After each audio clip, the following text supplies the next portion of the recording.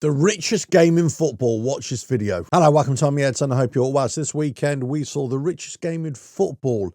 It is the Championship playoff final. And in this year, it's contested between Sheffield United and Sunderland. Sunderland coming out winners just by a late injury time winning goal. I think it was 5 minutes into injury time. They only had a couple of minutes in reply. This was Sheffield United. They were winning up to 75 minutes, and then Sunderland came in with an equaliser, and then just a great goal to wrap it up. So they've come up. This is the richest game in football because it's a gateway, or it's the pathway to the promised land. The promised land being the Premier League, where all the games are paved with gold. They're likely to get into the hundreds of millions of pounds, especially if they stay in the league. If they manage to stay up for another year, 2 years, 3 years, whatever it is, they've become a huge club, not only in terms of support, which they already are, of course, Sunderland, and also they got quite a decent global following as well. But as soon as you get into the Premier League, that propels you even more, let alone all the money that comes in from the Premier League and all the endorsements and everything else like that. Sheffield United are going to feel really aggrieved in themselves, not at anybody else, but in themselves, that they really didn't take full advantage of their winning position in the game as well. Up to 75 minutes, they pretty much let it go. I wouldn't say capitulated, but they let it go. A couple of mistakes here and there, and just let Sunderland back in. And Sunderland really, they are there. They're going to be joining the rest of the teams now in the Premier League for the 25-26 season. One of the key things here is, I suppose, any team coming up, whether it's Leeds and Burnley, who are coming up by automatic promotion, Leeds obviously winning the Championship, and Burnley just coming in a close second. But now Sunderland, do they have the wherewithal to stay in the league? Now, Leeds, you could say, yeah, they got a really good chance.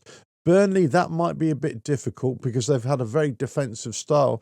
So it really depends. That might stand them in good stead in the Premier League, but really you've got to score goals as well. You've got to win matches. You can't just, play on the back foot and hope, you get a point here and there. That's not really good enough.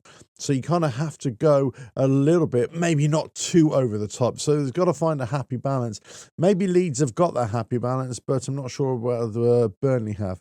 Now, Sunderland coming up. The richest game of football. They've just won it. They've reached a promised land, just like the other two teams. Are they in a good position to stay up? Well, that's the thing, isn't it? They need investment, just like any team. They need investment. Will this group of players be good enough to stay in the Premier League? The chances are most of them won't.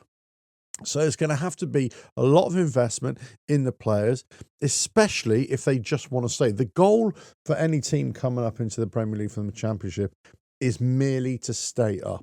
They just have to be marginally better than three other teams. That's it. They just have to be marginally better than that, because then they can build on that each year. And if they just do that for the next 2 or 3 seasons, just be marginally better than the teams, 3 teams beneath them, then that will bring in the money, bring in the extra finances, and they can gradually build on the club and build on the squad and improve the squad to make them a Premier League standard squad, and not necessarily a squad that can compete with any team on any given day, but not over the course of a full season.